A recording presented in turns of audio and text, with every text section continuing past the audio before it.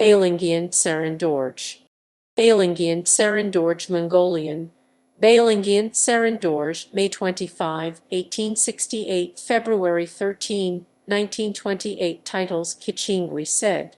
Khicheengui Sayd, diligent/earnest minister. Khicheengui Gün. Khicheengui Gün, ducal title, was a prominent Mongolian political figure of the early 20th century who served as the first prime minister of the People's Republic of Mongolia from 1924 till his death in 1928.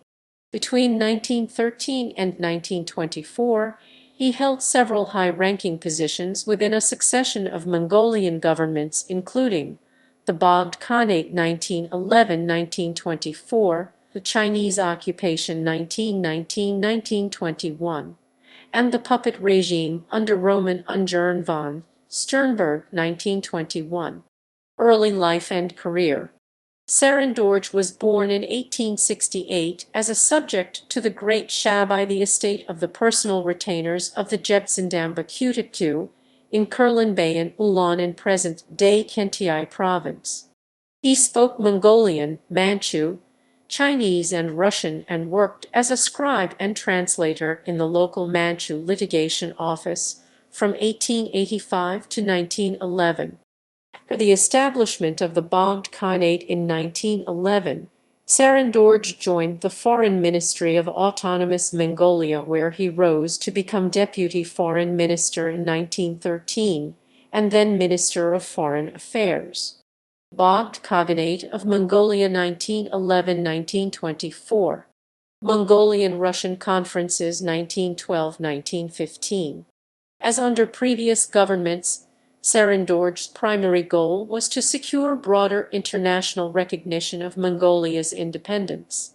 In October 1912, Céréndorj was one of 3 men appointed to write a final draft for a Russo-Mongolian friendship agreement signed in Urga on October 21, 1912. In exchange for Russia helping Mongolia maintain its independence, Mongolia agreed to give special privileges to Russian civilians and trade, and to consult Russia before concluding agreements with other countries. In January 1913, Céréndorj was part of the Mongolian embassy delegation consisting of Minister of Foreign Affairs Van Kondorj, the Deputy Prime Minister Bays Shernandamdin, Deputy Minister Céréndorj, and Secretary Baviudorj from the Foreign Ministry sent to Russia by the Bogd Khaanate to negotiate the establishment of a Mongolian embassy in St. Petersburg, which Russia refused, the purchase of weapons and military training, and the issuing of a reproval by Russia to the Chinese. On January 24, 1913, Tsar Nicholas Roman II received the delegation at Tsarskoye Selo Palace, with the Imperial Russian government awarding honors to the delegates. Céréndorj was awarded the Order of St. Stanislaus Second Class. From 1914 to 1915, Céréndorj accompanied Prime Minister Togs Ocharin Namnansurin as part of the Mongolian delegation to the 8-month-long Kayakta Treaty Conference between Tsarist Russia and the Republic of China that sought to clarify, among other things, the Russian-Chinese border in East Asia and Mongolia's geopolitical status. Ultimately, Mongolian hopes for international recognition of its independence were dashed when Russia and China agreed that Mongolia was an autonomous region within China. Although the agreement failed to secure Moscow's firm recognition of Mongolia's independence from Chinese rule, Moscow did, however, recognize the Mongolian People's Government as the sole legitimate government of the Mongolian people. Chinese occupation. Céréndorj maintained his position as Minister of Foreign Affairs after the occupation of Nyslol Kuri, present-day Ulaanbaatar, by troops under the Chinese warlord Zhu Shijing in late 1919. Zhu installed a dictatorial regime, imprisoned leaders of Mongolia's independence movement such as Khatanbaatar Magsarjav and Manlaybaatar Damdin Shurin, and placed the Bogd Khan under house arrest. In the face of Chinese threats to exile the Bogd Tserendorj, Prime Minister Khichéэнгүй Tserendorj and the Bogd Khaan acquiesced and signed a document voluntarily abdicating Mongolia's autonomy to Chinese rule.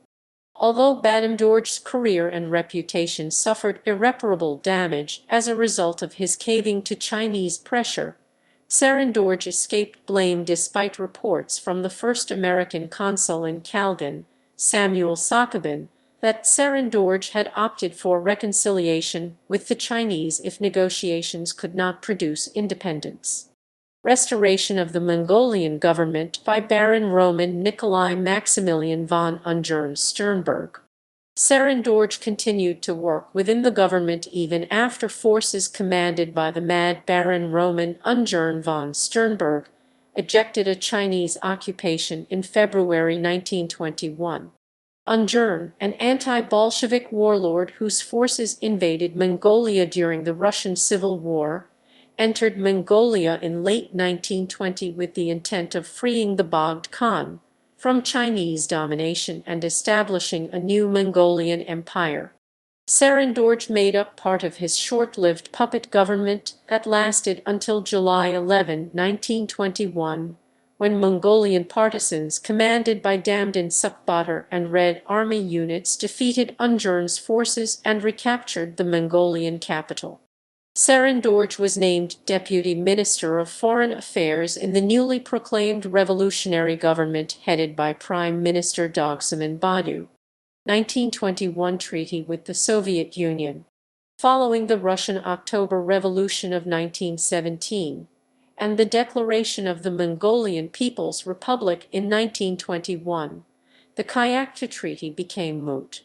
In 1921, a group of high-ranking Mongolians that included Damdin Sukbatar and Tserendorj traveled to the Soviet Union to initiate Soviet-Mongolia friendship talks.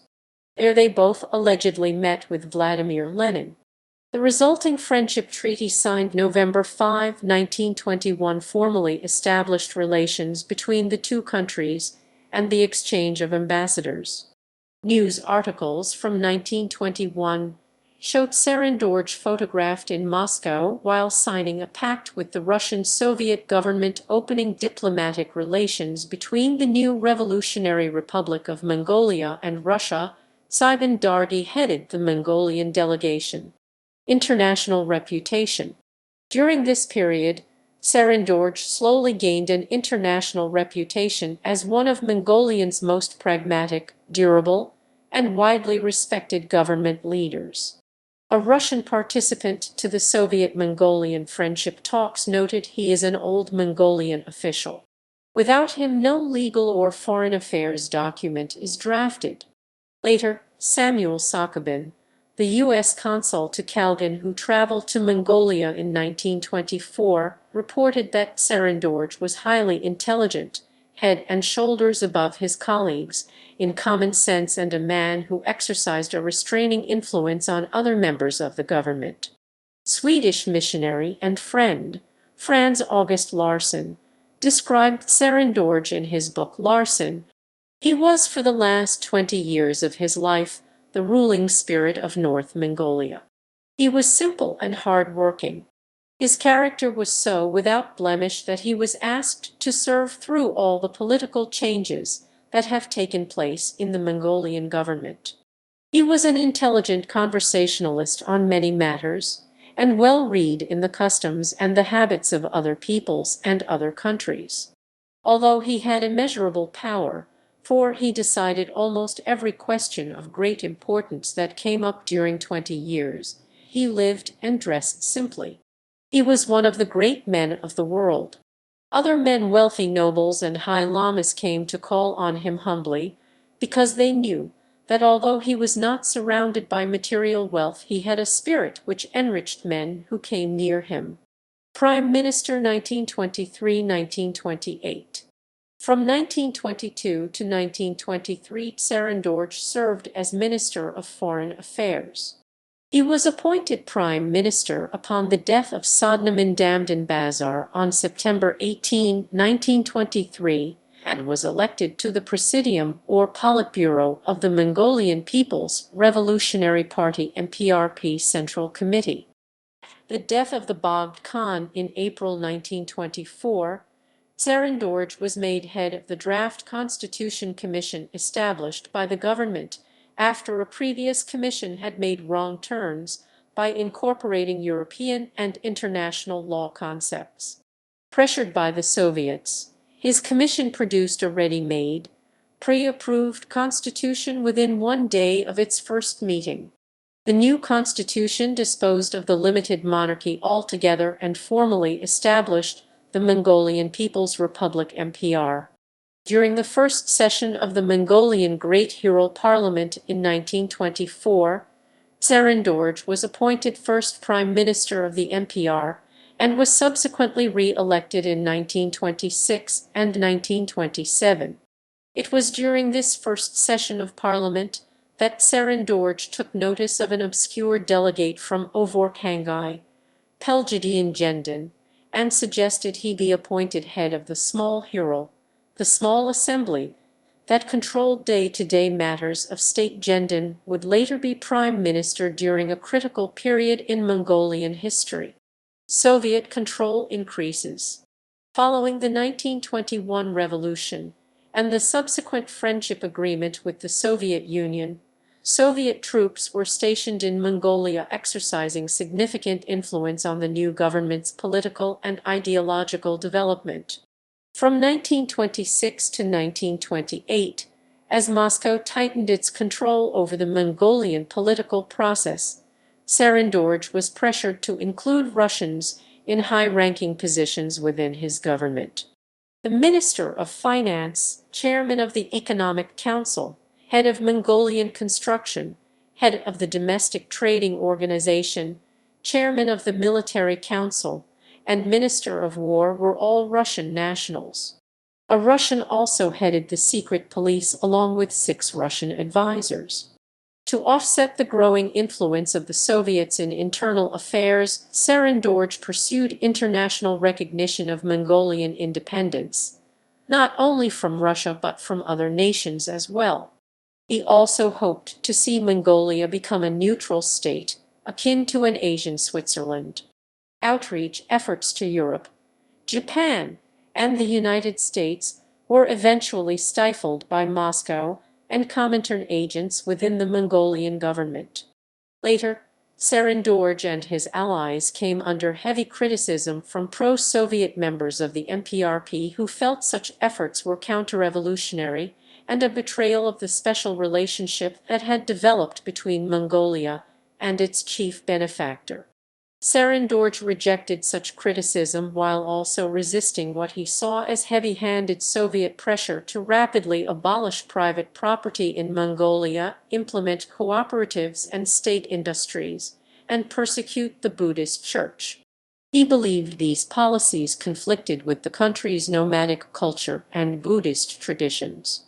He also became increasingly uncomfortable with Comintern efforts to divide and control the MPRP by supporting the radicalized Mongolian Revolutionary Youth League and promoting younger, more hardline party members, particularly from rural areas, to challenge the authority of the old guard leadership whom the Soviets suspected were overly conservative. Death.